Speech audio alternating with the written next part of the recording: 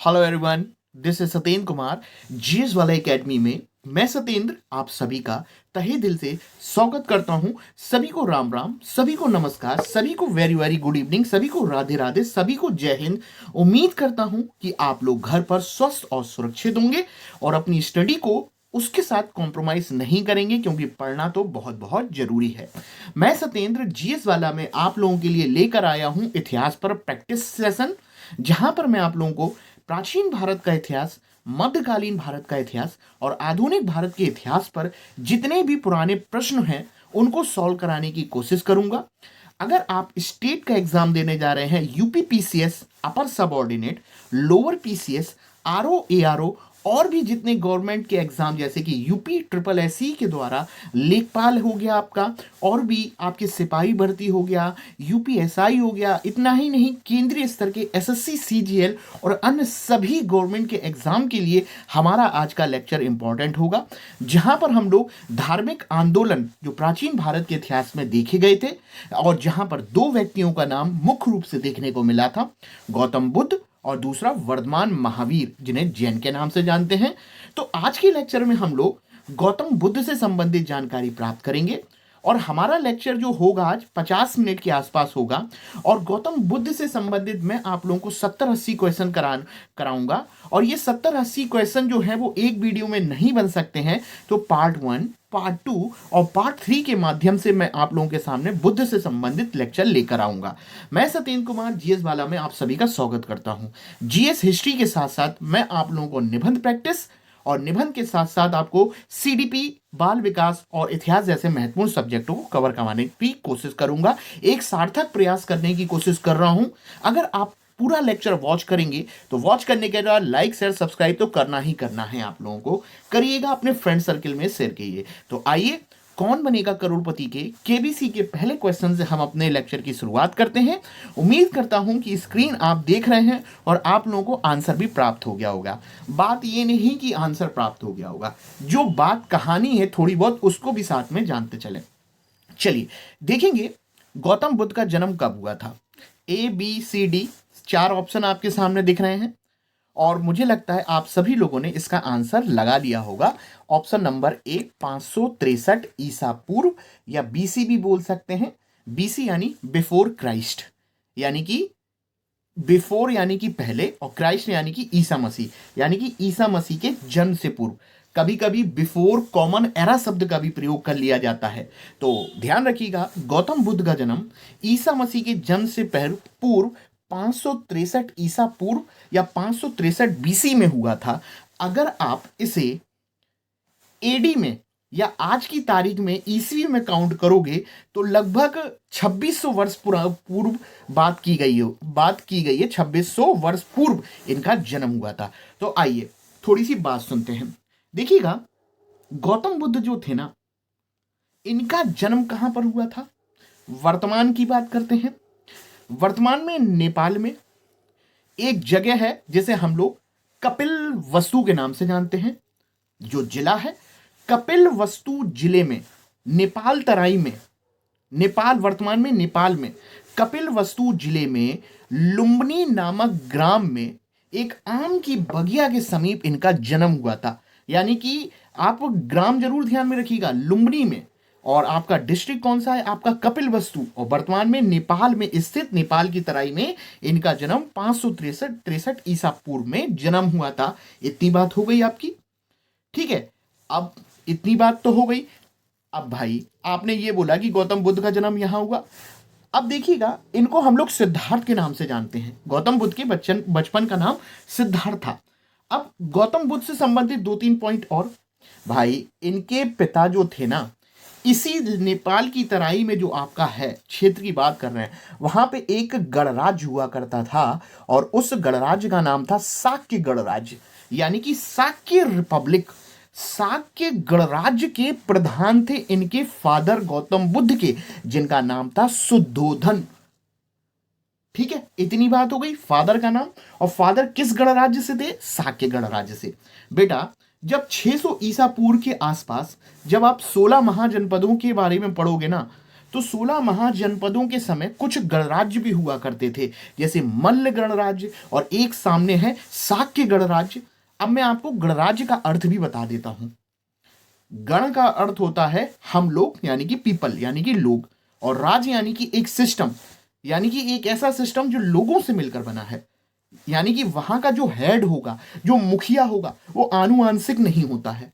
गणराज्य का सबसे मेन अर्थ तो यही है कि वहां का जो चीफ होगा, चाहे वो राष्ट्रपति हो चाहे प्रधानमंत्री हो, वो आनुवांशिक नहीं होगा, वो लोगों के द्वारा चुन के आएगा। किसके द्वारा चुन के? गण के द्वारा चुन के। और गण कौन होते हैं? लोग, पीपल होते हैं। तो उसी 16 महाजनपदों में ही एक गणराज्य, शाक्य गणराज्य भी हुआ करता था, जिसके प्रधान थे इनके फादर, जिनका नाम था शुद्धोधन। उन्हीं के बेटे थे गौतम बुद्ध। इतनी बात हो गई।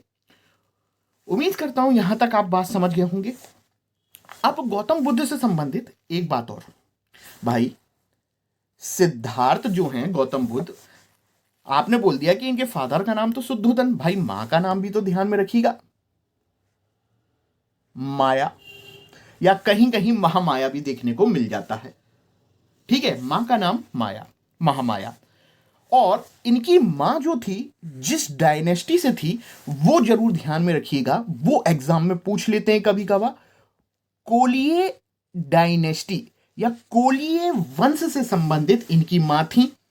कभी कभार एग्जाम में मैंने ये देखा है कि गौतम बुद्ध की मां का नाम माया या महामाया था, वो ये नहीं पूछा मां का नाम, इनकी मां किस वंश से संबंधित थी, तो ध्यान रखिएगा कोलिये डायनेस्टी से संबंधित थी।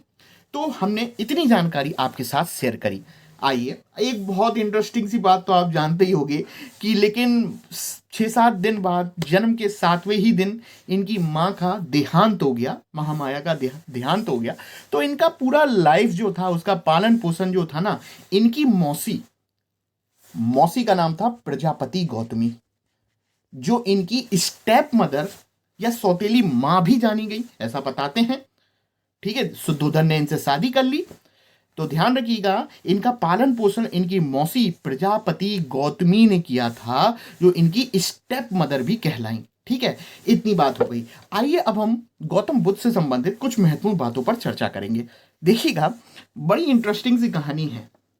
बताते हैं कि जब गौतम बुद्ध सिद्धार्थ का जन्म हुआ, भाई राजा का बेटा है, शुद्धोधन का बेटा है, शाक्य गणराज्य के प्रधान इनके फादर, जब जन्म हुआ तो महलों वाला इंसान, महलों में रहने वाले इनके फादर थे। जब गौतम बुद्ध का जन्म हुआ तो बहुत सारे लोग इनसे मिलने आते हैं, पंडित संत जितने होते हैं, जो होते हैं भिक्षु जो होते हैं, वो मिलने आते हैं। हर धर्म के लोग इनके घर में आ सकते थे। जब लोग आए, ब्राह्मण पंडित भिक्षु लोग जब इनके घर में आए, तो लोगों ने सिद्धार्थ या गौतम बुद्ध को देखा, छोटे से गौतम बुद्ध रहे होंगे, देखा तो अपनी प्रतिक्रिया व्यक्त करने की कोशिश करी। उनमें से एक जो होता है भिक्षु बोलता है कि भाई ये चक्रवर्ती सम्राट बनेगा, चक्रवर्ती सम्राट बनेगा। मैं आपको बता दूं, प्राचीन भारत के इतिहास में चक्रवर्ती सम्राट का अर्थ कहा जाता था कि ऐसा राजा जिसकी सीमा पूरब से पश्चिम, उत्तर से दक्षिण, कश्मीर से कन्याकुमारी और ब्रह्मपुत्र से लेके गुजरात तक फैली हुई थी, जो चारों दिशाओं में राज्य करता था, ऐसा राजा चक्रवर्ती सम्राट बनेगा। अब गौतम बुद्ध के पिता शुद्धोधन खुश हो गए कि वाह, जैसा मैं राजा बना हूं उससे कहीं गुना बड़ा राजा मेरा बेटा बनेगा। लेकिन प्रॉब्लम क्या हो गई कि एक भिक्षु, एक संत उनमें से बोलता है कि भाई तुम्हारी दो गति देखने को मिल रही है, या तो तुम राजा बनोगे या तुम सन्यासी बनोगे। दो गतियों में, एक राजा बनोगे, वीर योद्धा चक्रवर्ती सम्राट, दूसरा है सन्यासी। अब एक ने बोला है तुम सन्यासी बनोगे।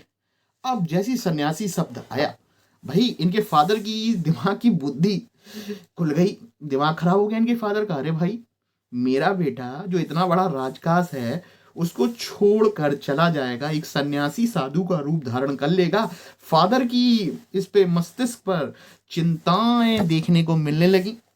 तो शुद्धोधन ने गौतम बुद्ध के लिए, जैसा आप देखते हो कि भारत में गर्मी, बसंत, सर्दी, जाड़ा सब देखने को मिलता है, इतनी ऋतुएं देखने को मिलती हैं, तो हर ऋतु के लिए इनके लिए अलग अलग महल की व्यवस्था कर दी गई कि एक भी कष्ट गौतम बुद्ध के जीवन में नहीं आना चाहिए।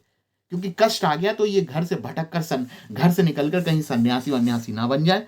तो सारी व्यवस्था गौतम बुद्ध के लिए घर के महलों में ही उपलब्ध करा दी गई। कुल मिला के गौतम बुद्ध कैद हैं घर में, ठीक है। और इनके लिए इनके जीवन में दो चीज बहुत महत्वपूर्ण थी, याद कीजिए, एक घोड़ा और एक इनका सारथी, ठीक है। घोड़ा और एक इनका सारथी जो इनके साथ परमानेंट घर में इनको घुमाने का काम करता था, ठीक है। ये इतनी हम लोगों ने चर्चा करी आपके सामने, ठीक है। अब जो अगला क्वेश्चन आएगा उस पर हम लोग और चर्चा करेंगे, धीरे धीरे करके बढ़ते चलेंगे।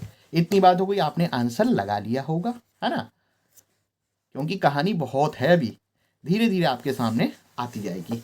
चलिए, बुद्ध के जीवन की किस घटना को महाभिनिष्क्रमण के नाम से जाना जाता है? ग्रेट रेनिसिएशन महाभिनिष्क्रमण के नाम से जाना जाता है। उम्मीद करता हूं कि आप लोग तैयारी कर रहे होंगे तो आप लोगों ने आंसर इसका दे दिया होगा। बेटा, बुद्ध के जीवन की किस घटना को महाभिनिष्क्रमण के नाम से जाना गया है? तो उनका गृह त्याग।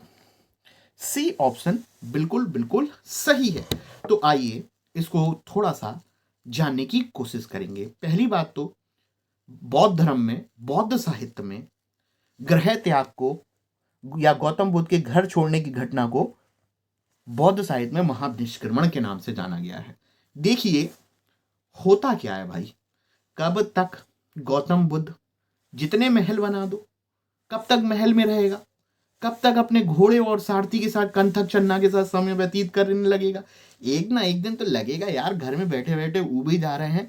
इतने दिन निकाल दिए, 29 साल की उम्र में घर छोड़ा, 15-16 साल की उम्र में शादी कर ली, राहुल भी हो गया उनका बेटा, ठीक है। 15-16 साल में जल्दी पिता ने सबसे खूबसूरत महिला से शादी करवाई ताकि इनका मन भटके ना, यहाँ वहां बाहर बाहर ना जाए। सब कुछ सुविधाएं उपलब्ध है, लेकिन कब तक यार एक इंसान बैठेगा? अब एक दिन इनका घर से बाहर निकलने का मन करा। पहले तो इनके सारथी ने बहुत मना करा, लेकिन गौतम बुद्ध भी अड़ गए कि नहीं, जाना है तो जाना है भाई। अब घर पे अड़ गए कि नहीं, मुझे लेके चलो। अब एक दिन की बात है, इनका सारथी और इनका घोड़ा कंथक चन्ना इनको घर से बाहर लेकर जाता है। सिर्फ एक दिन की बात है, लेकिन व्यक्तित्व परिवर्तन तो कुछ समय सेकंड में हो जाता है। ये तो एक दिन की बात है। अब इनका कैसे होगा व्यक्तित्व परिवर्तन? जब घर से निकले तो 4 दृश्य इनके जीवन में बहुत महत्वपूर्ण रहे। इन्होंने 4 दृश्य क्या देखा कि एक बूढ़ी औरत है, खांस रही है, बिल्कुल उसकी स्किन जो है झुंझला सी गई है। एक शव को ले जाते हुए देखा कि एक शव, और एक सबको ले जा, एक सन्यासी को देखा। तो कुछ ऐसे 3-4 सीन देखने को मिले। तो गौतम बुद्ध ने अपने सारथी से पूछा कि ये बूढ़ी औरत है जो खांस रही है, क्या हो गया? तो सारथी बोलता है कि ये बीमार है, ये बीमार हो गई है क्योंकि इसकी उम्र बढ़ती जा रही है। तो गौतम बुद्ध ने बोला, क्या हम लोग भी ऐसे बूढ़े होंगे? तो सारथी बोलता है बिल्कुल होना है।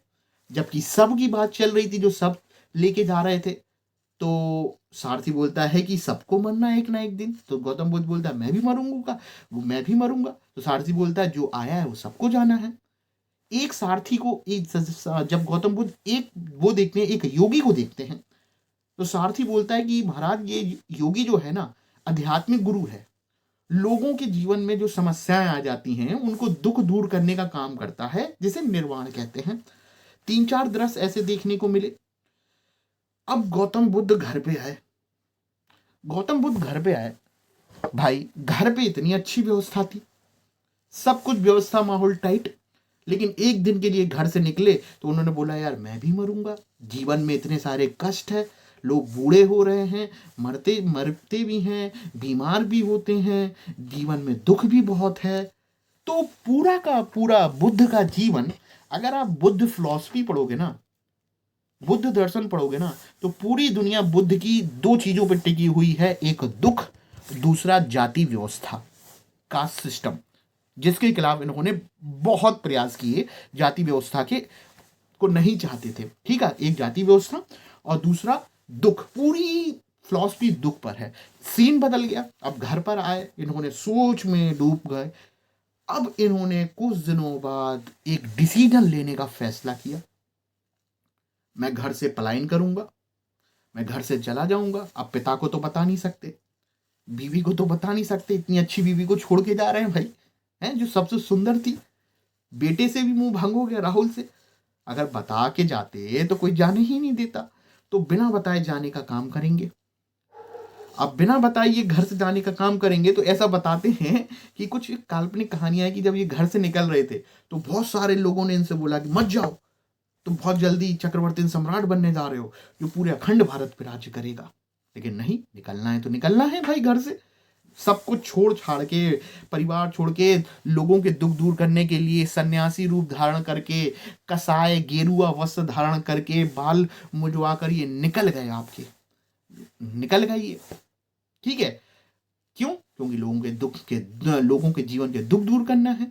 अब जब ये जो घर छोड़ रहे हैं, तो ये जो उन्होंने घर छोड़ा, इसी को महाबहिष्क्रमण का नाम दिया गया है। और एक बात और बताता हूं, कोई नहीं था इनके साथ जब ये जा रहे थे ना घर छोड़ के साथ, घर छोड़ने के लिए, तो इनके साथ इनका प्रिय महाराणा प्रताप का घोड़ा, यानी कि इनका एक घोड़ा था, घोड़ा ही इनके साथ था घर छोड़ते समय। यहां मैं ये संकेत देना चाह रहा हूं कि घर छोड़ने को महाबहिष्क्रमण बोला गया, लेकिन घर छोड़ने का जो प्रतीक है, सिंबल है, वो घोड़ा है, हॉर्स है। क्योंकि घर छोड़ते वक्त सिर्फ और सिर्फ इनके साथ कोई था, तो वो था इनका घोड़ा, हॉर्स। तो घोड़ा इनका प्रतीक है घर छोड़ने का। यही बात महत्वपूर्ण है जो मैं आपके साथ चर्चा करना चाह रहा था। इतनी बात हो गई। अब इसी कहानी को थोड़ा सा आगे बढ़ाते हुए मैं आपके सामने एक बात और करता हूं। बेटा, जब गौतम बुद्ध का जन्म हुआ, सब लोग इनको देखने आ रहे थे। सब लोग देखने आ रहे थे, भाई राजा का बेटा है, भाई देखना बनता, नहीं देखेंगे तो राजा क्या सोचेगा भाई, राजा ही तो प्रजा का ध्यान रखता है। सब लोग देखने आते थे, तो पूरा का पूरा बिहार मगध सजा दिया गया। लोग आते थे ना, तो आने के लिए यातायात का साधन करता था बुल या सांड। बुल या सांड यानी कि लोग इनको देखने के लिए आते थे, तो ट्रांसपोर्ट और यातायात जिसका सहारा लेते थे वो था सांड या बुल। इनको देखने आते वक्त जन्म के समय की बात कर रहे हैं, और भाई पूरा महल गौतम बुद्ध का, और सड़कें जो होती थी कमल के फूल से सजा दी गई, कमल के फूल से सजा दी गई at the time of birth. मैं ये इंडिकेट देना चाह रहा हूं, जन्म के समय लोग आ रहे थे सांड बुल से, और पूरा घर सजा हुआ था कमल से। यानी कि जन्म का प्रतीक गौतम बुद्ध का जो है वो सांड है और कमल का फूल है। इसको आप कहानी के माध्यम से ध्यान में रखेंगे, जो मैं चर्चा कर रहा हूं आप नहीं भूलेंगे। ठीक है, उम्मीद करता हूं आपको समझ में आ गया होगा और आंसर भी मिल गया होगा। ठीक है, देखिए कहानी बहुत है, धीरे धीरे पता चलेगी। ठीक है, आगे बढ़ते हैं हम लोग। चलिए अब देखिएगा थर्ड क्वेश्चन, गौतम बुद्ध की मां किस वंश से संबंधित थी? ठीक है, मां का नाम पूछ रहा है, किस वंश से बोल रहा है भाई। पहली बात तो शाक्य गणराज्य से तो इनके पिता थे शुद्धोधन। माया वंश कोई नहीं था, माया इनकी मां का नाम था, जबकि इनकी मां जिस वंश से थी वो था आपका कोली वंश। यानी कि इसका सही आंसर डी ऑप्शन बिल्कुल सही है, मां इनकी कोली वंश से थी। चलिए, उम्मीद करता हूं कि डी ऑप्शन दिल्ली आपने लगा लिया होगा। चलिए अब देखिएगा चौथा क्वेश्चन, बुद्ध का जन्म हुआ था वैशाली में? नहीं। लुम्बिनी में? नहीं। कपिलवस्तु में? पाटलिपुत्र में? देखो वैशाली और पाटलिपुत्र है ही नहीं। ठीक है, तो इनका जन्म जो हुआ था कपिलवस्तु के पास लुम्बिनी ग्राम में हुआ था। यानी कि बी ऑप्शन आपका बिल्कुल बिल्कुल सही है। नेपाल तराई वर्तमान में कपिलवस्तु जिले में लुम्बिनी ग्राम में इनका जन्म हुआ था। ठीक है, चौथे का आंसर मिल गया होगा। चलिए आगे बढ़ते हैं हम लोग। देखिए यूपी पीसीएस का बता रहा हूं मैं आपको, UP PS, PCS, MP PSC सभी एग्जाम्स के लिए आपके लिए इंपॉर्टेंट है। चलिए अगला क्वेश्चन देखिएगा, निम्न में से कौन सा नाम बुद्ध का दूसरा नाम है? पार्थ, प्रच्छन्न, गुड़ाकेश, मिहिर या इनमें से कोई नहीं? देखिएगा इनमें से कोई से भी नाम गौतम बुद्ध के नहीं रहे हैं, कोई से भी नाम गौतम बुद्ध के नहीं है। मैं आपको बताना चाहूंगा जो प्रच्छन्न जो है ना वो आदि शंकराचार्य से जोड़ा गया है, क्योंकि आदि शंकरा को छुपा हुआ बुद्ध भी बोला गया है। प्रच्छन्न का अर्थ होता है छुपा हुआ, और किससे मतलब छुपा हुआ गौतम बुद्ध, यानी गौतम बुद्ध की प्रॉपर्टी थोड़ी बहुत छुपी हुई देखी गई होंगी, तो आदि शंकराचार्य से जुड़ा हुआ है प्रच्छन्न। वैसे तो गौतम बुद्ध का नाम इनमें से कोई भी नहीं है, आप पांचवे का ई लगाएंगे। ठीक है, तथागत के नाम से या साक्य मुनि के नाम से इनको प्रसिद्धि मिली, या इनके निक नेम अगर आपसे कोई पूछे तथागत या साक्य मुनि के नाम से इनको जाना जाता था। और सिद्धार्थ तो था ही आपका इनका नाम।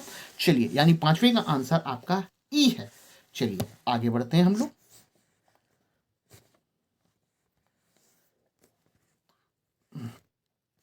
अब देखते हैं निम्नलिखित में से किस राजवंश के अभिलेख से इस परंपरा का समर्थन होता है कि लुम्बिनी शाक्य मुनि बुद्ध का जन्म स्थान था?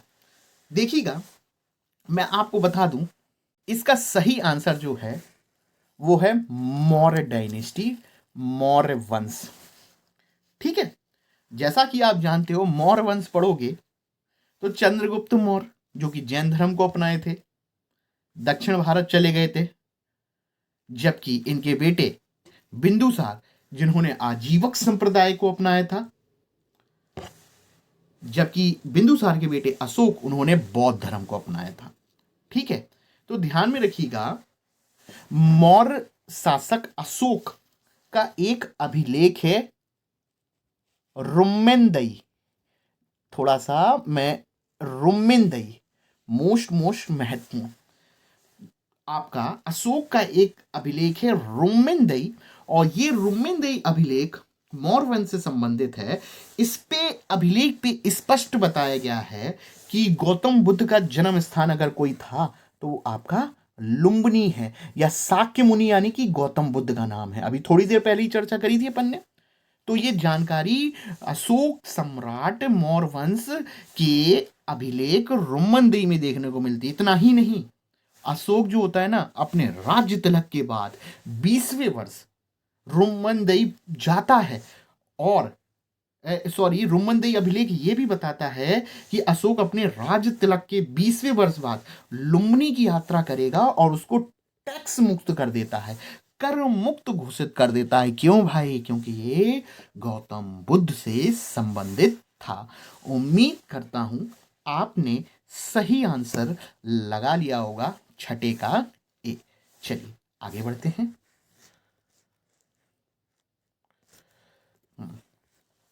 अब आगे बढ़ते हैं, निम्नलिखित में से कौन सा अशोक का एक अभिलेख इस परंपरा की पुष्टि करता है कि गौतम बुद्ध का जन्म लुम्बिनी में हुआ था?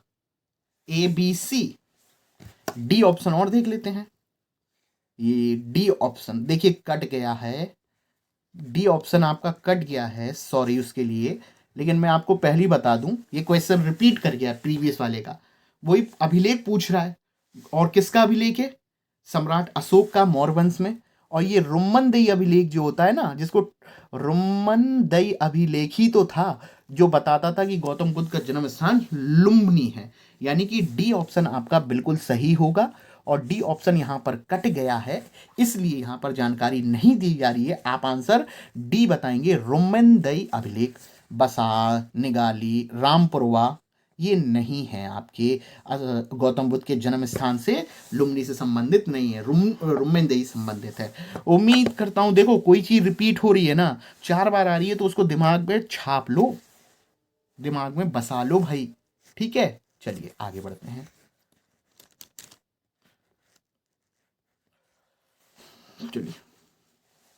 चलिए निम्नलिखित में से किस राजा के एक अभिलेख से सूचना मिलती है कि शाक्य मुनि गौतम बुद्ध, शाक्य मुनि यानी कि तथागत बुद्ध का जन्म लुम्बिनी में हुआ है। देखो यही क्वेश्चन 3 बार, 4 बार, 5 बार रिपीट किया। अब मेरा यही प्रयास था कि इस क्वेश्चन को 2-3 बार दिखा दिया जाए, ताकि ये चीज इंपॉर्टेंट है और आगे भी हो सकता है किसी ना किसी रूप में पूछ ले, हो सकता है वो यही पूछ ले। टैक्स फ्री किया गया था लुम्बिनी को, ठीक है, अशोक के द्वारा। वो किस अभिलेख से जानकारी मिलती है, वो रुम्मेनदेही हो जाएगा, ठीक है। तो क्वेश्चन पढ़ते हैं, किस राजा के अभिलेख से सूचना मिलती है शाक्य मुनि बुद्ध का जन्म लुम्बिनी में हुआ था। और ये हम लोग को अभी थोड़ी देर पहले बोला था, इसका आंसर आप लोग लगाएंगे अशोक चक्रवर्ती, अशोक सम्राट मौर्य वंश, ठीक है। इतनी बात हो गई, चलिए आगे बढ़ते हैं हम लोग। चलिए अब देखिएगा, महात्मा बुद्ध का महापरिनिर्वाण पूछ लिया उसने, ठीक है। महात्मा बुद्ध का महापरिनिर्वाण पूछ लिया। पहले तो निर्वाण करा लें हम लोग, फिर महान परिनिर्वाण पर बात करेंगे, ठीक है। अब इस क्वेश्चन को सॉल्व करने से पहले आप देख रहे होगे बीपीएससी, यूपी पीसीएस और 53-55 बीपीएससी 2005 11-11 यानी महत्वपूर्ण है। लेकिन इसको सॉल्व करने से पहले, महापरिनिर्वाण तक पहुंचने से पहले कुछ थोड़ी सी जानकारी आपके साथ शेयर करना चाहेंगे हम। अब देखो गौतम बुद्ध ने घर छोड़ दिया था, है ना, कसाय वस्त्र धारण कर लिया था। घर छोड़ा तो उस समय घोड़ा था, ठीक है, घर छोड़ा तो घर छोड़ने के प्रतीक घोड़ा था। अब भाई सन्यासी बनना चाहता है, भिक्षु बनना चाहता है गौतम बुद्ध, सिद्धार्थ, लेकिन सन्यासी ज्ञानी व्यक्ति बने तो कैसे बने, कोई ना कोई एक ऐसा व्यक्ति तो होना चाहिए जो इन्हें ज्ञान और निर्वाण तो दे सके पहले, तब तो ये कुछ जानकारी इनके पास होगी, तभी तो लोगों की समस्याओं को हल करेंगे ना। पहले तो खुद नॉलेजेबल बनना पड़ेगा, बोधि बनना पड़ेगा, बोधि यानी कि नॉलेज। तो ज्ञान को प्राप्त करने के लिए भटकने लगे, भटक रहे थे वैशाली के पास, भटक रहे थे तो इनको एक गुरु मिलता है, पहला गुरु, और पहला गुरु का नाम था आलार कलाम। आलार कलाम की कुटिया में 1 हफ्ते रहते हैं, आलार कलाम से शिक्षा लेते हैं, लेकिन गौतम बुद्ध का मन भर गया, शिक्षा प्राप्त करने में मज़ा नहीं आ रहा था उनको। उन्होंने बोला यार अपने खड़ाऊ उठाओ और यहाँ से निकल लो। किसने, गौतम बुद्ध ने। पहला शिक्षक ध्यान रखिएगा आलार कलाम। और आलार कलाम जो थे ना, वो किस दर्शन से संबंधित थे, किस दर्शन की शिक्षा प्राप्त कर रखे थे, सांख्य दर्शन की शिक्षा प्राप्त कर रखे थे, ठीक है। ये भी पूछता है। घर छोड़ दिया, कुटिया भी छोड़ दी, कुटिया छोड़ दी इन्होंने आलार कलाम की, और आलार कलाम सांख्य दर्शन के थे, मजा नहीं आया, निकल गए। दूसरा गुरु भी बनाया, नाम आएगा, अभी क्वेश्चन आएगा। दूसरा गुरु कुछ समय बाद बनाया, भटकते रहे भटकते रहे भटकते रहे, ठीक है, दूसरा गुरु बनाएंगे। अब होता क्या है, इन्हें 5 व्यक्ति मिलते हैं, 5 व्यक्ति मिलते हैं और 5 व्यक्तियों को ये ज्ञान देने की कोशिश करते हैं। और ये संयुक्त रूप से ध्यान रखना, इतिहास में कौंडिन्य के नाम से फेमस है, कौंडिन्य के नाम से फेमस है। यानी कि जो गौतम बुद्ध है, गौतम बुद्ध जो थे, इन्हों के 5 शिष्य थे, उन 5 शिष्यों को संयुक्त रूप से कौंडिन्य के नाम से जाना गया, ठीक है। इतनी बात हो गई। अब गौतम बुद्ध क्या था ना, ज्ञान प्राप्ति के लिए जब भटक रहे थे, भटकते रहे, वैशाली से होते हुए आलार कलाम को, वैशाली में आलार कलाम को छोड़ दिया, पहुंच गए गया, पुनपुन नदी के समीप पहुंच गए, गया पहुंच गए, आपकी बौद्ध गया पहुंच गए, पेड़ के नीचे बैठ गए, पेड़ के नीचे समाधि लगा ली, पीपल का वृक्ष था, पीपल के वृक्ष के नीचे बैठ गए, उस वृक्ष के नीचे ज्ञान प्राप्त हो गया। ज्ञान को बौद्ध धर्म में बोल दिया गया आपका निर्वाण। ध्यान रखना, ज्ञान को क्या बोला गया है, आपका निर्वाण। और निर्वाण वह अवस्था है जहाँ पर जीवन में तृष्णा, लालच की समाप्ति हो जाती है, जन्म मरण चक्र से मुक्ति, दीपक का बुझ जाना, लोगों के जीवन से तृष्णा को दूर कर देना। तरह तरह के अर्थ आपको देखने को मिलेंगे। लोभ लाल लोक निर्वाण का अर्थ है लोगों के जीवन में दुख है और दुख का कारण है लालच, तृष्णा। तो इस तृष्णा को दूर करने के लिए उन्होंने पूरा का पूरा जीवन अपना समर्पित कर दिया। मैंने आपसे पहले ही बोला था जीवन दुख पर कॉन्सेंट्रेट है। लोग परेशान हैं, कारण क्या है? दुख। और दुख पे ही इनकी फिलॉसफी है। और इन्होंने जो पीपल के पेड़ के नीचे गया में जो ज्ञान प्राप्त कर लिया, पीपल के पेड़ के नीचे जो निर्वाण प्राप्त कर लिया, वही उनका ज्ञान है। आपका ध्यान रखिएगा। और ज्ञान निर्वाण का अर्थ यानी कि ज्ञान निर्वाण पीपल वृक्ष के नीचे, तो यानी कि ज्ञान निर्वाण का प्रतीक या सिंबल जो बनेगा पीपल का वृक्ष बनेगा, पीपल का वृक्ष बनेगा। ध्यान रखिएगा। इतनी बात हो गई, इतनी बात हो गई। ये तीसरा मैंने संकेत दिया है मैंने आपको, ताकि आप ध्यान में रखिए, क्योंकि बौद्ध धर्म में संकेत से संबंधित भी क्वेश्चंस पूछे जाते हैं। भाई एक और कहानी बताता हूं मैं आपको। ऐसा बताते हैं कि गौतम बुद्ध ने समाधि ले ली, खाना पीना छोड़ दिया, 29 साल से निकल के 29 साल की उम्र से 35 साल, 6 साल का जो रास्ता था, भाई पेड़ के नीचे बैठ गए, शरीर सूखता जा रहा है। ऐसा बताते हैं काल्पनिक कहानियों में कि कुछ महिलाएं इनके पास, या कोई महिला इनके पास खीर का कटोरा लेकर आती है गौतम बुद्ध। और इतने में ही क्या हो गया कि वो जो 5 शिष्य थे जो कौंडिन्य के नाम से आगे चल के फेमस हुए, यही सारनाथ में पहला उपदेश प्राप्त करेंगे गौतम बुद्ध के द्वारा।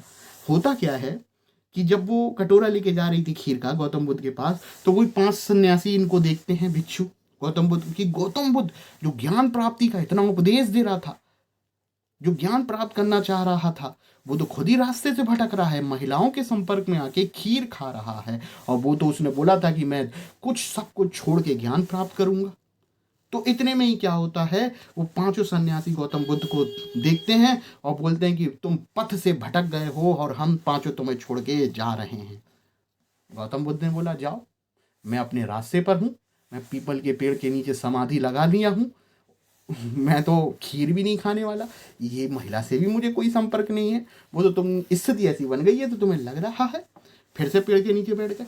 बताते हैं पेड़ के नीचे जब बैठे, बहुत लोगों ने परेशान किया, नकारात्मक शक्ति इन्हें परेशान करती थी, और इस नकारात्मक शक्ति को बौद्ध धर्म में मार का नाम दिया गया है।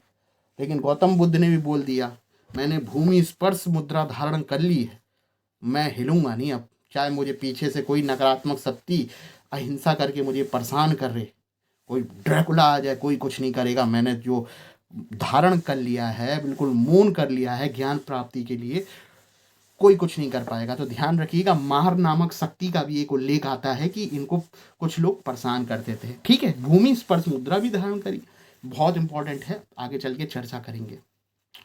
चलो 35 साल निकाल देते हैं, ज्ञान प्राप्त हो गया इनको, ठीक है, निर्वाण प्राप्त हो गया 35 साल की उम्र में। कहाँ पे? गया में। और गया आपका क्या हो गया? बौद्ध गया। बौद्ध का अर्थ ज्ञान, निर्वाण, यानी कि नॉलेजेबल चीज आ जाना। ठीक है, अब भाई इतना बड़ा व्यक्ति, इसने बोला कि लोगों को मेरे पास आने की जरूरत नहीं है, लोगों को मेरे पास आने की जरूरत नहीं है, यार लोग दुख में हैं तो मैं क्यों ना खुद ही लोगों के पास चला जाऊं, क्यों ना लोगों के दुख दूर करने के लिए खुद ही मैं चला जाता हूं। तुम क्यों आते हो? मैं आ रहा हूं तुम्हारे पास दुख दूर करने के लिए, तुम्हारी तृष्णा दूर करने के लिए। दुख से ही तो तुम परेशान हो। अष्टांगिक मार्ग बताऊंगा तुम्हें, 8 रास्ते बताऊंगा जिससे तुम सारी समस्याओं को दूर कर सकते हो।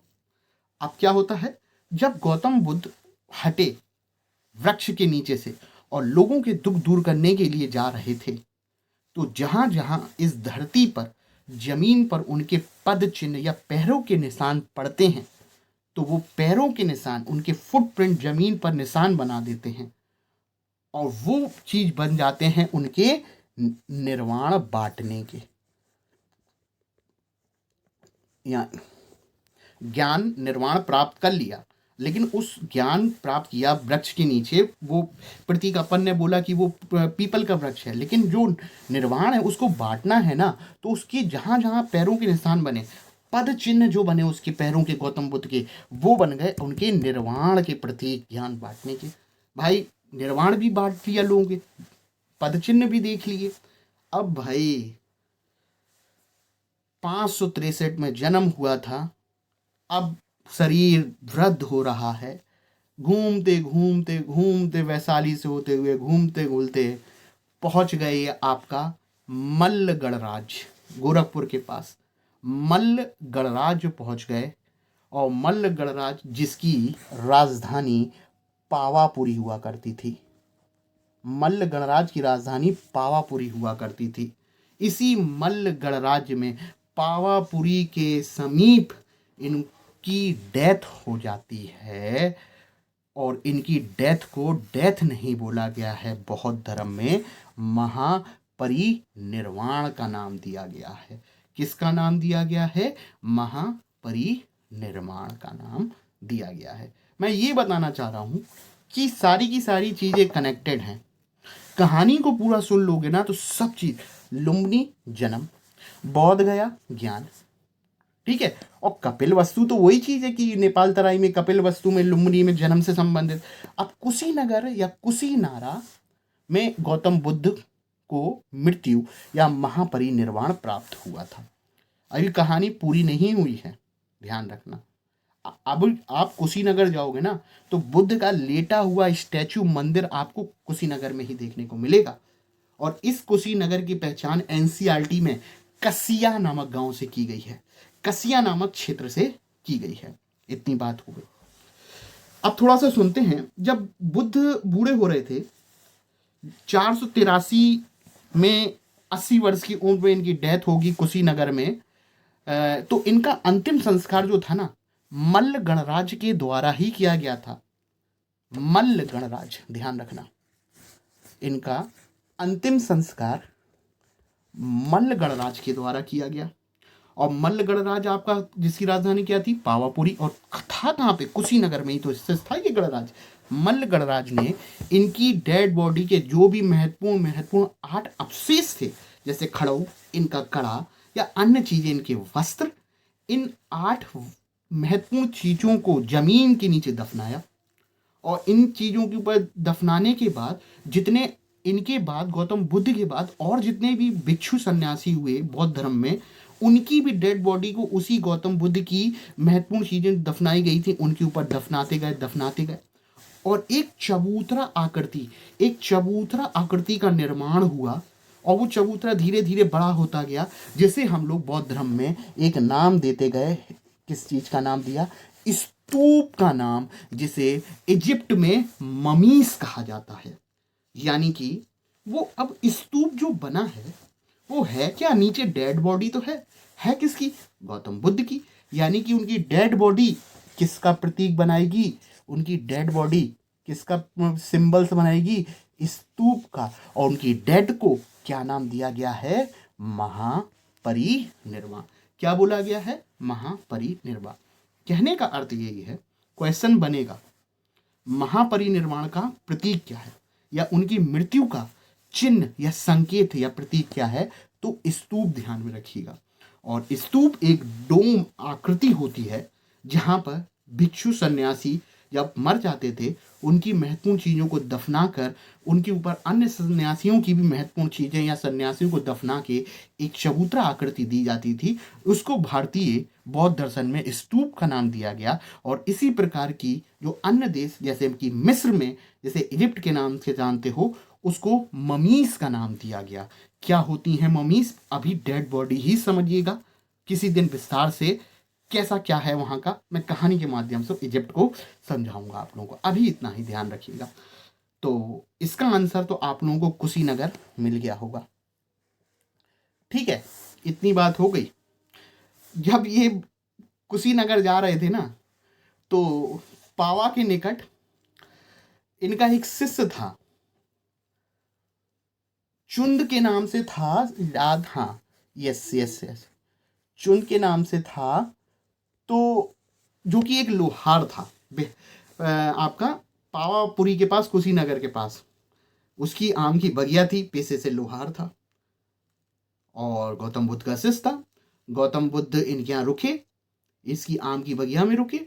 बताते हैं कि गौतम बुद्ध जब इनके यहाँ रुके हुए थे तो इसने कुछ खाने का दिया, तो उसको खाने के बाद उनको पेट में अचानक से दर्द हुआ, और दर्द हुआ, उस दर्द को सहन नहीं कर पाए, और फिर वो वहाँ से पलायन करके मल्ल गणराज्य पहुँच गए, और फिर मल्ल गणराज्य में ही उनका अंतिम संस्कार हो गया कुशीनगर में। एक कहानी देखने को मिलती है कि पेट खराब हुआ था उनका। ठीक है, इतनी बात हो गई। ठीक है, चलिए, आंसर तो मिल ही गया है। और एक बात और, अंतिम उपदेश जो था ना, मैं आपको बता देता हूँ, अंतिम उपदेश जो था ना वो कुशीनगर में ही दिया, या पावापुरी मल्ल गणराज्य में ही एक व्यक्ति था सुभद्र। एक सुभद्र नामक पर्सन को इन्होंने अपना अंतिम उपदेश, लास्ट उपदेश दिया था। कहां पर? कुशीनगर के समीप, मल्ल गणराज्य के समीप। उम्मीद करता हूं कि इतनी जानकारी आपके सामने जो हमने प्रस्तुत करी है, अभी कहानी पूरी नहीं हुई है, कहानी अभी बाकी है मेरे दोस्त। चलिए अब देखते हैं 11वां क्वेश्चन। गौतम बुद्ध ने किस स्थान पर निर्वाण प्राप्त किया, यानी कि ज्ञान। निर्वाण यानी कि ज्ञान, ध्यान रखिएगा, जीवन से दुखों का अंत या लालच का अंत। लालच यानी कि तृष्णा, ठीक है, जन्म मरण चक्र से मुक्ति, ये तमाम नाम चीजें दी गई हैं। मोक्ष, हिंदू दर्शन में इसको मोक्ष बोलते हैं। तो निर्वाण ज्ञान कहाँ प्राप्त हुआ? कुशीनारा में नहीं, कुशीनारा में तो डेथ, महापरिनिर्वाण, मृत्यु हुई थी। ये ऑप्शन तो गलत होगा। निर्वाण श्रावस्ती में नहीं यार, श्रावस्ती में तो इनके सबसे ज्यादा शिष्य चेले थे। कौशल जो हुआ करता था ना, कौशल, अयोध्या को कौशल के नाम से जानते थे, जिसकी राजधानी श्रावस्ती थी, और यहीं पे गौतम बुद्ध के सबसे ज्यादा चेले हुआ करते थे, और गौतम बुद्ध ने सबसे ज्यादा उपदेश श्रावस्ती में ही दिए हैं, ध्यान रखिएगा। ये भी आंसर नहीं हुआ। वो निर्वाण बोल रहा है, सब उनको निर्वाण कहां से प्राप्त हुआ वो ये बोल रहा है। सबसे ज्यादा उपदेश श्रावस्ती में दिए हैं, ये बात अलग है, लेकिन निर्वाण, लुम्बिनी बिल्कुल नहीं, ये तो जन्म स्थान है। चौथा ऑप्शन है आपका सारनाथ। सारनाथ, सारनाथ में तो इन्होंने उन्हीं 5 सन्यासियों को जो खीर खाते समय सोच रहे थे कि गौतम बुद्ध खीर खा रहे हैं और भाग जाते हैं, इन्हीं 5 सन्यासियों को जब गौतम बुद्ध ने अपना प्रथम उपदेश सारनाथ में दिया था, प्रथम उपदेश दिया था। थोड़ा सा कंफ्यूजिंग हो रहा है ये क्वेश्चन, वो इसलिए क्योंकि क्वेश्चन बोल रहा है कि निर्वाण कहाँ प्राप्त हुआ, और चूंकि निर्वाण तो बौद्ध गया में प्राप्त हुआ है, यानी कि इन 4 ऑप्शनों में आपका गया होना जरूरी है, क्योंकि निर्वाण ज्ञान तो उन्होंने बौद्ध गया में प्राप्त किया, और जब निर्वाण बौद्ध गया से प्राप्त कर लिया, फिर उस ज्ञान का उपदेश उन्होंने सारनाथ में दिया था उन 5 सन्यासियों को, जिन्हें कौंडिन्य के नाम से जाना गया। ये पहले बुद्ध को भगा रहे थे सारनाथ जब पहुंचे, लेकिन जब बुद्ध इनके पास आए ना, तो उनके व्यक्तित्व से अछूते ना रहे, देख के ही ग्लैड हो गए कि भाई कोई व्यक्तित्व है, इससे ही शिक्षा ग्रहण करनी है। चूंकि यह प्रश्न अधूरा है निर्वाण के लिए, इसमें एक ऑप्शन और लगाइए, और ऑप्शन वो ई नंबर पे होगा, बौद्ध गया। निर्वाण इनको जो प्राप्त हुआ है वो बौद्ध गया में है। ठीक है, इन चारों को मैंने आपके सामने एक्सप्लेन किया है, ध्यान में रखिएगा। चलिए आगे बढ़ते हैं। अगला क्वेश्चन कि गौतम बुद्ध का महापरिनिब्बान किस नाम, महापरिनिब्बान यानी कि महापरिनिर्वाण, यानी कि डेथ, डेथ यानी कि स्तूप, किस राज्य में हुआ? भाई थोड़ी देर पहले मैं बोल रहा था, मल्ल गणराज्य, कुशीनगर, पावापुरी, मल्ल गणराज्य में गौतम बुद्ध को इनको प्राप्त हुआ था। महापरिनिर्वाण मल्ल गणराज्य में हुआ। 10वें का आंसर सी बिल्कुल सही है। उम्मीद करता हूं आपने आंसर लगा लिया होगा। चलिए आगे बढ़ते हैं। महापरिनिर्वाण मंदिर अवस्थित है। भाई महान परिनिर्वाण प्राप्त कहाँ हुआ था? मल्ल गणराज्य में, कुशीनगर में। कुशीनगर यानी कि कसिया, पावापुरी की बात कर रहा है। तो भाई कुशीनगर में ही इनको डेथ हुई है, महापरिनिर्वाण प्राप्त हुआ है, तो मंदिर भी इनका कुशीनगर में ही है। 1874 के आसपास इसको और इसका रिन्यू किया गया, ऐसे बताते हैं। इसका आंसर लगा डालो बेटा कि महापरिनिर्वाण मंदिर है कुशीनगर में। सारनाथ में तो प्रथम उपदेश दिया 5 सन्यासियों को, और प्रथम उपदेश को धर्म चक्र के नाम से जाना जाता है। धर्म का चक्र, धर्म का पहिया घूम रहा है, जो एक प्रगति का सूचक है, अहिंसा का सूचक है, ध्यान रखिएगा। और एक बात और बता देता हूँ, प्राचीन काल में सारनाथ को ऋषि पतनम के नाम से भी जाना गया है। ऋषि पतनम या मृगदाब, ध्यान रखिएगा, मृगदाब के नाम से भी जाना गया है। इतनी बात ध्यान रखिए। बौद्ध गया में तो ज्ञान प्राप्त हुआ है। श्रावस्ती में तो उपदेश दिए हैं, श्रावस्ती में सबसे ज़्यादा उपदेश दिए हैं, जबकि सारनाथ में प्रथम उपदेश दिया है। और सारनाथ को ऋषि पतनम या मृगदाब के नाम से जानते हैं। जबकि क्वेश्चन महापरिनिर्वाण मृत्यु से संबंधित है, कुशीनगर आपका सही आंसर होगा। जो मैं बोल रहा हूँ उन बातों को अवश्य ध्यान में रखिएगा, वही महत्वपूर्ण होती हैं एग्जाम के लिए। चलिए 14वें नंबर का क्वेश्चन अब हम लोग देखते हैं। चलिए, निम्नलिखित राज्यों में से किनका संबंध बुद्ध के जीवन से था? इंपॉर्टेंट है। यूपीपीएससी के लिए, lower PCS, upper PCS, other भी स्टेट पीसीएस एग्जाम के लिए ये क्वेश्चन इंपॉर्टेंट है। बुद्ध के जीवन से संबंध, किन राज्यों में इनका संबंध बुद्ध के जीवन से था? मगध, गांधार, कौशल, अवंती। चलो समझने की कोशिश करते हैं। अच्छा क्वेश्चन है।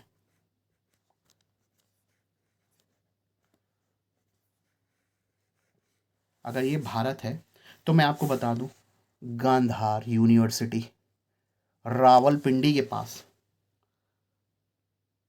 और इस गांधार में विश्व की सबसे प्राचीनतम यूनिवर्सिटी तक्षशिला यूनिवर्सिटी थी, जहां के प्रोफेसर कौन थे? आचार्य चाणक्य। ध्यान रखना, गांधार जो कि पाकिस्तान में रावलपिंडी के समीप, तक्षशिला यूनिवर्सिटी के प्रोफेसर थे आचार्य चाणक्य, जिन्हें कौटिल्य के नाम से जाना जाता है। और बिहार, ये रहा बिहार जो पॉइंट बना रहा हूँ यार, बिहार से इतनी दूर तक पैदल चल के जाना, अरे आसपास हो गया बिहार, पटना घूम लेंगे, लेकिन इतनी दूर जाना यार, गांधार पॉसिबल नहीं था यार। कितना चलेगा कोई इंसान, इतना भटक रहा है और उनको कहाँ भेज रहे हो? गांधार तो है ही नहीं। मगध तो सही आंसर ही है, क्योंकि जीवन ही वहीं पर है। कौशल देश की राजधानी श्रावस्ती में तो सबसे ज़्यादा इन्होंने उपदेश दिए हैं, यानी कि 3-4 तो बिल्कुल और बिल्कुल सही आंसर है। अवंती सही आंसर नहीं है, क्योंकि अवंती मध्य भारत में पड़ता था, जिसकी राजधानी उज्जैन और महास्मती थी। महास्मती से मूवी याद आ रही होगी, बाहुबली। और ये मध्य भारत में पड़ता था। गौतम बुद्ध यहाँ भी नहीं गए, यहाँ भी नहीं गए। उनका पूरा कॉन्सेंट्रेट वाराणसी, गोरखपुर, श्रावस्ती, बिहार और पूर्वी उत्तर प्रदेश के आसपास कॉन्सेंट्रेट था, वहीं थे। मध्य भारत पे भी नहीं गए। अवंती भी गलत है, यानी कि 3-4 वाला ऑप्शन सी यानी कि बिल्कुल और बिल्कुल सही है। चलिए आगे बढ़ते हैं। ये चीज़ें जो एक्सप्लेन कर रहे हैं ना, ध्यान रखिएगा। अब देखिएगा, जो अवंती की बात आई है ना, अवंती की कहानी अभी हम लोग एक्सप्लेन करेंगे जब महाजनपद आएगा। डॉक्टर वाली, पीलिया वाली, और भी जो भी लड़ाइयाँ हुई हैं अवंती से संबंधित, महास्मृति, वो हम चर्चा करेंगे अगला लेक्चर। अभी लेक्चर अभी बाकी है, काफ़ी बड़ा है चैप्टर, ठीक है। चलिए, गौतम बुद्ध द्वारा अपने धर्म में दीक्षित किए जाने वाला अंतिम व्यक्ति निम्नलिखित में से कौन था? मैंने आपसे बोला था ना, अंतिम उपदेश कुशीनारा में, मल्ल गणराज्य में सुभद्र नामक व्यक्ति को दिया था, ध्यान रखना, यानी कि डी बिल्कुल सही है। चलिए आगे बढ़ते हैं। 17वें नंबर पे बुद्ध ने अपने जीवन की अंतिम वर्षा ऋतु कहाँ बिताई थी? 2015 यूपीपीसीएस। देखिएगा, बुद्ध जब थे ना, जब 483 बीसी यानी कि 80 वर्ष के आसपास समीप पहुंच रहे थे, और ये कुशीनारा जाने वाले थे, तो उससे पहले एक सर्दी की ऋतु इन्होंने बोला कि यार हम कुशीनगर थोड़ा बाद में जाते हैं, थोड़ा थोड़ा आराम कर लेते हैं। और जब आराम कर रहे थे तो वो उस समय वैशाली के आसपास थे, तो वो सर्दियों का टाइम था। तो अंतिम वर्षा ऋतु जो थी ना इनकी, वर्षा ऋतु जो थी वो वैशाली में इन्होंने अपनी व्यतीत करी। और उसके बाद पलायन करके कहाँ जाएंगे आपके, कुशीनारा, जहाँ पर इनकी मृत्यु हुई थी। उम्मीद करता हूँ कि आप समझ गए होंगे। अभी बहुत सारे क्वेश्चन हैं जो आपके एग्जाम के लिए महत्वपूर्ण होंगे। निम्नलिखित में से कौन सा बौद्ध मत में निर्वाण की अवधारणा को सर्वश्रेष्ठ व्याख्या करता है? देखिएगा, यूपीपीसीएस और यूपीएससी स्तर के क्वेश्चन इसमें शामिल हैं, और हर स्टेट के एग्जाम, यहाँ लेखपाल, यूपीएससी सब कवर हो जाएगा। मैंने बोला ना, ये पहला पार्ट 1 है, 2 भी आएगा बौद्ध में, 3 भी आएगा पार्ट पे, हो सकता है 4 भी ना आ जाए। ठीक है, तो स्पष्ट ध्यान रखिएगा। निर्वाण का अर्थ होता है लोगों के जीवन से दुखों की मुक्ति, और दुख का सबसे बड़ा कारण है लालच। और गौतम बुद्ध बोलते हैं कि लालच का नाम होता है तृष्णा, और इसी तृष्णा को समाप्त करना आपका निर्वाण कहलाता है, ज्ञान कहलाता है। यानी कि तृष्णा रूपी अग्नि का समन आपका बिल्कुल सही है बौद्ध धर्म में निर्वाण की अवधारणा। ठीक है, इसका आंसर आपका ए ऑप्शन बिल्कुल सही है।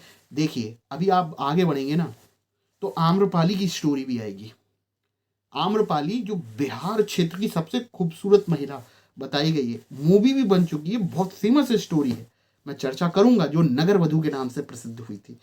और डाकू उंगली माल की भी कहानी गौतम बुद्ध से संबंधित है, क्योंकि आपका आपका वो वंश आएगा, आपका हर्यक वंश। हर्यक वंश का एक राजा हुआ करता था, हर्यक वंश का जो संस्थापक हुआ करता था ना, ठीक है, उससे संबंधित कहानी भी अजातशत्रु उदयन याद है ना, तो वहीं पे ही आपका हर्यक वंश से भी स्टोरी डाकू उंगली माल की जुड़ी हुई है, बहुत ही मजेदार है। थोड़ा सा वेट करिए, थोड़ा सा प्रतीक्षा करिए, हम चर्चा जरूर करेंगे आपके साथ। आपके लिए हैं, आपके लिए आए हैं, और आपके लिए ही अपने आप को समर्पित करेंगे। बट नियम व शर्तें लागू हैं। हम भी मोटिवेशन प्राप्त करना चाहते हैं, पूरी जब तन मन धन पूरी श्रद्धा से अपने आप को कोशिश कर रहे हैं कि आपके सामने प्रस्तुत करें, तो आप भी एक नैतिक जिम्मेदारी के रूप में हमारे चैनल को, मेरे चैनल को, जीएस वाला को आप दूर तक फैलाएं, सब्सक्राइब करें, शेयर करें, कमेंट करें। हर एक व्यक्ति तक उत्तर भारत में, यूपी, बिहार, उत्तर भारत, मध्य भारत में फैलाएं, शेयर कीजिए। इससे मुझे मोटिवेशन मिलेगा और मैं हिस्ट्री प्रैक्टिस पे और बेहतर सेशन लेकर आऊँगा। इतना ही नहीं, मैंने आपसे बोला है कि मैं UP TET, C TET, Bihar TET, जितने भी टेट एग्ज़ाम होते हैं उसमें सीडीपी, सी टेट की भी बात कर रहा हूँ मैं, चाइल्ड डेवलपमेंट पेडागोजी जैसे महत्वपूर्ण सब्जेक्ट को पढ़ाता हूँ, और आप लोगों के लिए एक बेहतर प्रयास करने का पूरा एक तैयार हूँ मैं। बस बशर्ते condition like like like, share share share, subscribe subscribe subscribe. थाली वाली भी स्टोरी आएगी गौतम बुद्ध की, वो भी चर्चा करेंगे, पानी से भरी हुई, वो भी चर्चा करेंगे। बट मोटिवेट हमें भी करते रहिए, हम तो करेंगे ही करेंगे। मोटिवेट किया, आप लाइक शेयर सब्सक्राइब कर दीजिएगा, और वीडियो पूरा देखने के बाद आप करेंगे, अपने दोस्तों को भी शेयर करेंगे, बट पूरा देखिए, वॉच करिए,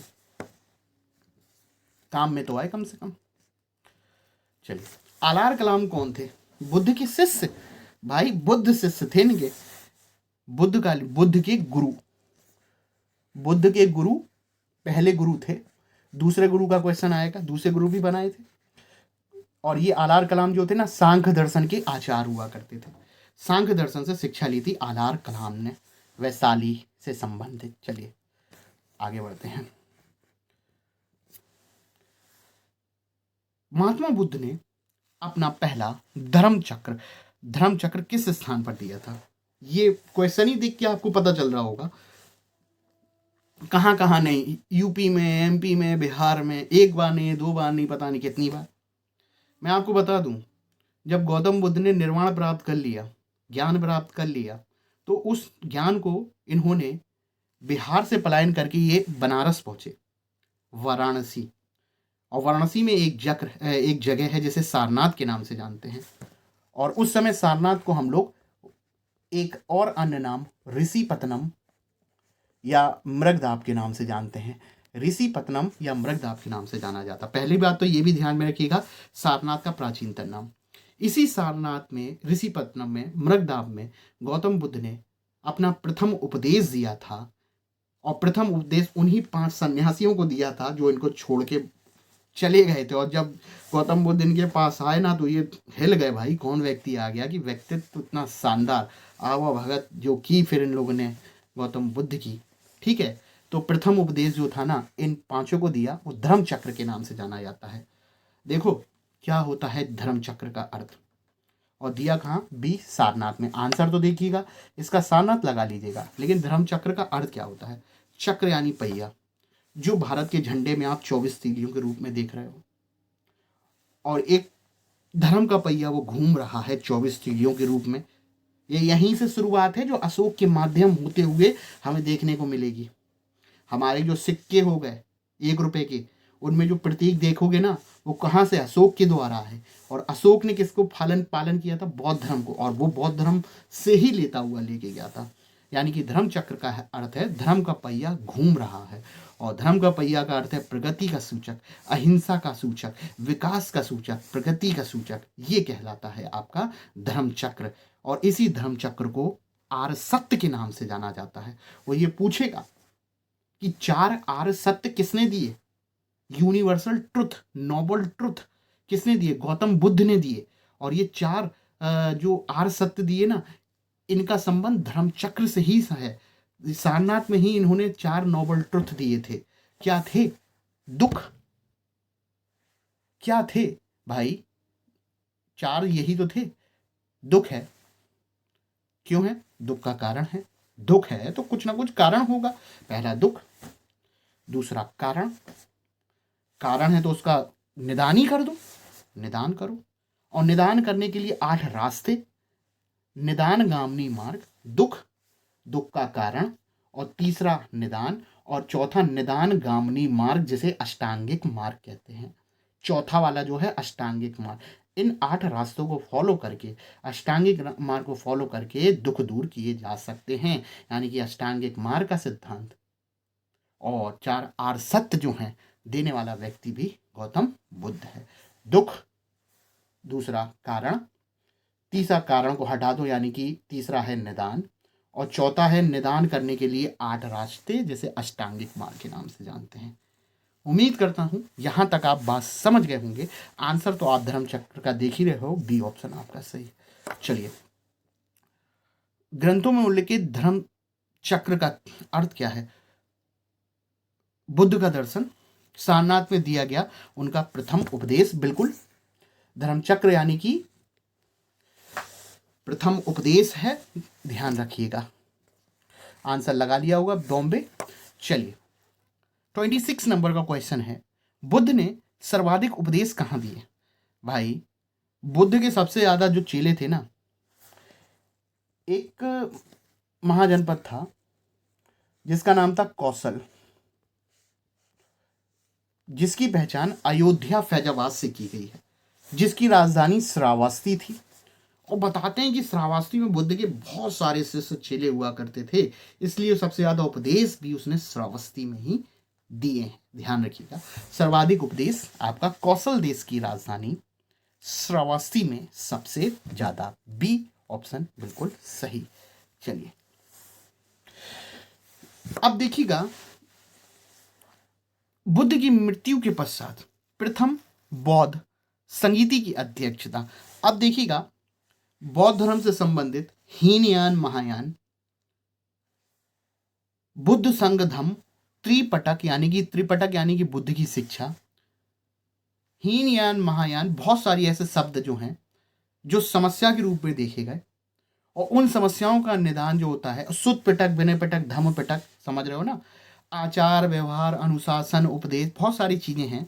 जब समस्याएं देखी गई, उन समस्याओं का निदान एक मीटिंग के माध्यम से किया गया, जिसमें बौद्ध संगीति के नाम से जानते हैं। और हमारे इतिहास में ऐसी 4 बौद्ध संगीतियां हैं, लेकिन आप ध्यान रखिएगा, आप 6 ध्यान रखेंगे, 4 प्राचीन काल में थीं और 2 जो है वो आधुनिक यानी कि आज के समय में समकालीन काल में जोड़ी गई हैं। जो बर्मा म्यांमार में हुई हैं, यानी कि टोटल बुद्ध से संबंधित 6 महासंगीति बौद्ध संगीतियां हैं। लोग बोल रहे हो कि आपने 6 बोल दी हैं, हम तो 4 ही देखते हैं, मैं आपको 6 दिखाऊंगा। अब वर्तमान में आप 6 मान के चलेंगे और 6 का एक एक जगह का लोकेशन आपके साथ शेयर करूंगा आपके साथ, ठीक है। ठीक है, 6 के बारे में जल्दी ही हम लोग अगले लेक्चर पे चर्चा करेंगे। और एसएससी के एग्जाम में 4 बौद्ध संगीतियों से क्वेश्चन नहीं आया, वही पूछा कि 5वीं बौद्ध संगीति कहाँ पे हुई थी। तो 5वीं बौद्ध संगीति और 6ठी बौद्ध संगीति ईसा पूर्व में नहीं हुई है, या 18वीं 19वीं शताब्दी के आसपास की बात है। तो हम चर्चा करेंगे 6 पर, तो ध्यान में रखिएगा, अब नहीं 4 नहीं 6 हैं। तो ये था हमारा आज का लेक्चर। अभी पार्ट 2 पार्ट 3 के रूप में देखिए, वीडियो अपलोड नहीं होता, बहुत बड़ा हो जाता है। हम प्रथम सेकंड तीसरी चौथी सब पे चर्चा करेंगे, अपलोड नहीं होता, दिक्कत हो जाती है। इसको कंटिन्यू करेंगे पार्ट 2 पार्ट 3 के रूप में। जल्दी मिलते हैं। मैं आपका गाइड, आपका फ्रेंड, आपका टीचर सत्येंद्र जीएस वाला एकेडमी के माध्यम से आप लोगों के लिए सीडीपी, हिस्ट्री प्रैक्टिस और निबंध और करंट अफेयर जैसे मुद्दे आपके सामने लेकर आऊँगा। और कोशिश रहेगी कि आपके ज्ञान को सही तरीके से या सही ट्रैक पर लाने की कोशिश। यकीन मानिए, आप सीडीपी पढ़ेंगे तो एक प्रयास है कि आप अपने लक्ष्य मंजिल तक पहुँच सकें, आप अपने उद्देश्य को प्राप्त कर सकें। इसी उद्देश्य के साथ मैं अपने सारे काम आप लोगों के लिए करना चाहूँगा। अगर चैनल पसंद आ जाए तो लाइक शेयर सब्सक्राइब करते रहिए। धन्यवाद धन्यवाद धन्यवाद, थैंक यू, जय हिंद।